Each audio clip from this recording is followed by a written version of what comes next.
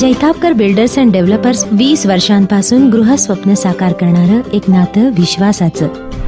कुडाळ तालुक्यातील माणगाव येथील सचिन सावंत यांनी ग्रामपंचायत, तलाठी, मंडळ अधिकारी, विस्तार अधिकारी, गटविकास अधिकारी, तहसीलदार व वीज वितरण यांच्याकडून होणाऱ्या नाहक त्रासाला कंटाळून आझाद मैदानात उपोषण सुरू केले आहे। सिंधुदुर्ग जिल्ह्यातील माणगाव येथील सचिन सावंत कुटुंबियांनी गेले अनेक वेळा जिल्हाधिकारी कार्यालयासमोर आपल्या विविध मागण्यांसाठी उपोषण केले होते, मात्र त्यांना न्याय मिळालेला नाही। सचिन सावंत यांनी आपल्या अंगावर रॉकेल ओतून आत्मदहन करण्याचा प्रयत्न सुद्धा केला होता। या पार्श्वभूमीवर सचिन सावंत कुटुंबियांनी आझाद मैदानात 8व्या दिवशीही उपोषण सुरू ठेवलंय। जोपर्यंत या भ्रष्ट अधिकाऱ्यांवर कारवाई होत नाही तोपर्यंत हे उपोषण सुरू ठेवणार असल्याचे सावंत यांनी सांगितले। आमदार नितेश राणे यांनी सचिन सावंत कुटुंबियांची आझाद मैदानावर जाऊन भेट घेतली। आमदार वैभव नाईक, खासदार विनायक राऊत, पालकमंत्री दीपक केसरकर यांनी आजपर्यंत सचिन सावंत यांना पोकळ आश्वासने दिली असल्याचे सांगून आपण सावंत कुटुंबियांच्या पाठीशी राहून त्यांना योग्य न्याय देण्यासाठी प्रयत्न करणार असल्याचे आमदार नितेश राणे यांनी सांगितले। आम्हाला गाव, तालुका आणि जिल्हा प्रशासनाकडून न्याय मिळत नाही। 5 ते 7 वर्ष पाठपुरावा झाला, 10 उपोषण झाली, 2दा आत्मदानाचे प्रयत्न झाले, तरी पण आम्हाला न्याय मिळत नसल्या कारणाने आम्ही या ठिकाणी मंत्रालयासमोर उपोषणाला आलेलो आहोत। आजचा आमचा हा 8वा दिवस आहे।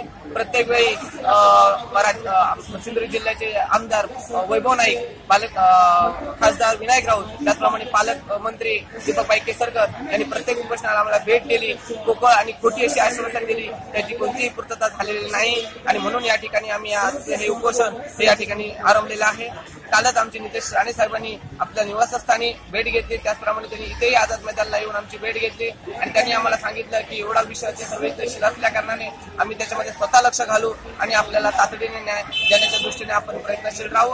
त्यांनी आम्हाला असा शब्द दिलेला आहे, परंतु अद्याप आम्हाला बाकी कोणत्याही मंत्र्यांनी किंवा माननीय मुख्यमंत्र्यांनी एवढा हा अतिसंवेदनशील किंवा गंभीर विषय असून एखादा व्यक्ती या ठिकाणी आत्मदानापर्यंत पोहोचलेला असूनही आम्हाला अद्यापर्यंत त्यांनी भेट देण्याच्या दृष्टीने कोणताही संकेत या ठिकाणी दिलेला नाही आणि आम्ही या ठिकाणी सांगू इच्छितो की जोपर्यंत आम्हाला ह्या दोन्ही कुटुंबाला जोपर्यंत न्याय मिळत नाही तोपर्यंत आमचं हे उपोषण भले 8 दिवस जाऊ दे, 15 दिवस जाऊ दे, महिना 2 महिन्यात किती दिवस जाऊ दे, जोपर्यंत आम्हाला न्याय मिळत नाही तोपर्यंत आम्ही हे आमचं उपोषण या ठिकाणी स्थगित करत नाही। आम्ही खंत अशी मानतो की आम्हाला दोन्ही कुटुंबाला गाव प्रशासनाचे जे अधिकारी आहेत, मग ते तलाठी असून दे, सहाय्यक अभियंता असू दे किंवा लोकसेवक असू दे किंवा ग्रामसेवक असू दे, यांनी प्रत्येक वेळी आम्हाला त्रास दिलेला आहे आणि त्याची पाठराखण ही तालुका आणि जिल्हा प्रशासनाच्या अधिकाऱ्यांनी दिलेली आहे आणि त्यावेळी आम्हाला अशा या पाठपुराव्या 5-5 वर्ष पाठपुराव्यासाठी आणि उपोषण आणि आत्मदान आम्हाला प्रवृत्त केलेलं आहे। ते संबंधित सगळ्या अधिकाऱ्यांवर तातडीने माननीय मुख्यमंत्री महोदयांनी, त्याचप्रमाणे नितेश साहेबांनी असे आदेश द्यावेत आणि या संबंधित सगळ्या अधिकाऱ्यांवर कठोर शिक्षा व्हावी।